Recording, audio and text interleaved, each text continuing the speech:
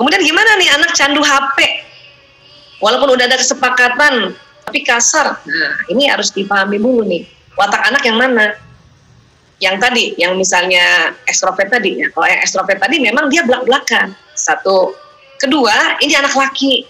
Tadi saya sudah sampaikan, laki-laki itu otak kanannya lebih dominan. Jadi otak bermainnya lebih dominan. Ketiga, membuat kesepakatan itu nggak cuma satu kali. Diulang-ulang. Dan buat pertemuan-pertemuan yang rutin. Anak saya 5, 4 laki-laki. Untung saya belajar sedikit tentang otak laki-laki bahwa dia sedang bermain. Pada saat mereka masih kecil, terutama waktu TK dan SD, terutama ya, dan juga waktu sampai SMP lah kira-kira. Itu harus dibuat pertemuan-pertemuan khusus yang teratur sebulan sekali untuk membahas kesepakatan-kesepakatan ini. Banyak orang tua bilang saya sudah bikin kesepakatan, ternyata baru 1 kali diomonginnya. Coba bikin dalam kondisi yang kita siap, dia siap. Contoh ya, anak saya Mas Lanang itu kan lahirnya 18 Juni. Supaya saya ingat, setiap anak mendapatkan jatah pertemuan khusus, bukan sama adik-adiknya, itu setiap bulan tanggal 18, saya jemput Mas Lanang dari sekolah, nih waktu dari masih kecil ya, masih TK ya, ajak dia makan. Kenapa? Kalau kita mau nasihati anak laki, itu harus dalam kondisi sama lagi makan enak, gembira. Pantang nasihati anak laki dalam keadaan perut kosong. Itu ingat baik-baik kalau anak laki. Jadi ngobrol, terus kita catat. Kamu mau main bulan ini kamu mau main apa aja? Itu tanya. Bunda, aku mau main game. Game apa? Game online. Apa itu? Ceritain dong. Jadi anak merasa bahwa oh, bundaku ini adalah orang yang paling aman kalau saya cerita tentang permainan saya. Karena anak laki-laki mau bermain. Dan sekarang era digital, mainnya digital. Kan gitu. Jadi kita catat, oh game online Dota untuk itu ya nak ya, untuk kita bisa perang, ngatur strategi, ya gitu. Iya Bu, karena buat anak laki-laki bermain itu belajar, gitu.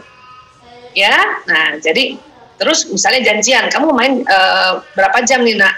Soalnya nanti kan bulan ini ada ujian, ada ulangan, ya ingat ya, sholat harus dikerjakan ya. Nah itu kesempatan setiap bulan ingetin lagi.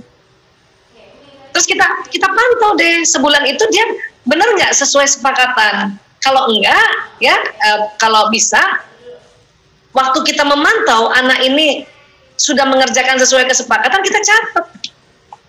Misalnya dia janji mainnya cuma 2 jam aja, mau mendekati 2 jam kita bilang, nah udah hampir 2 jam, ya bun udah.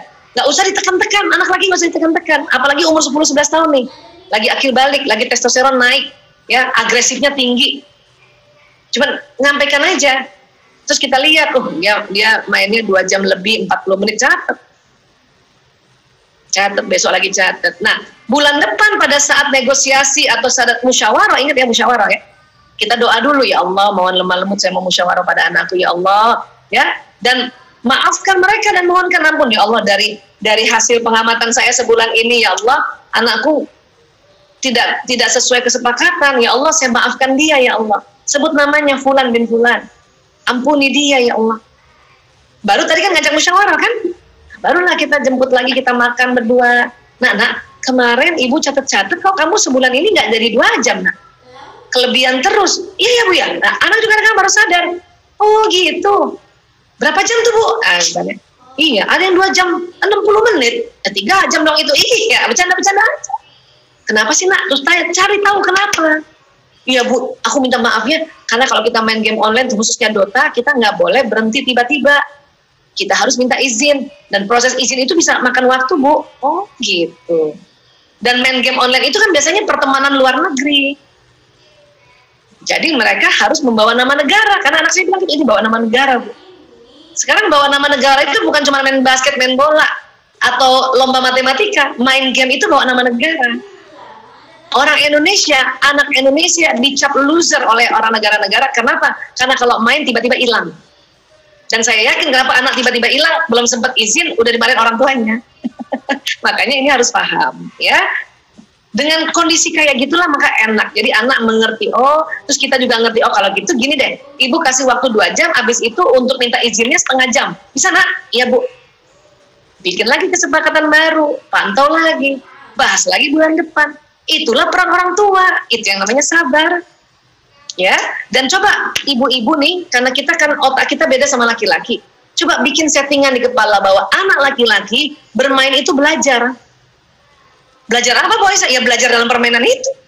Belajar strategi, belajar dia punya teman banyak di era sekarang, belajar bagaimana dia mengatasi ya tekanan-tekanan kekalahan dalam permainan itu belajar. Karena anak yang asik main, ibu nasehatin itu nggak suka dia. Itulah jadinya ngamuk. Ya, kita pantang nasihati anak dalam kondisi main. Kan udah bikin kesepakatan. Nah, tapi ibu harus tegas kesepakatan yang misalnya satu azan, azan loh, azan. Nah, kita udah sepakat azan loh. Nah. Adapun kalau soal yang azan kemudian dia sholat, makanya nanti dia terbiasa. Oke deh, wah, tak lagi mau azan nih. Kalau gitu saya tunda aja deh, sholat dulu, baru saya main. Nah, itu untuk dia belajar. Dan proses belajar ini hasilnya baru 10 tahun yang akan datang, Bun. Jadi, ikhtiar terus. Nah, itulah sabar. Ya. Oke, dan kita nggak bisa langsung memblaming itu sebuah kecanduan. Kalau belum lagi mencoba untuk cara-cara kayak tadi dilakukan, ya. Oke, jadi sekali lagi ya Bismillah, coba deh bikin sebuah habit yang benar, baik dan pantas, ya. Oke, baik.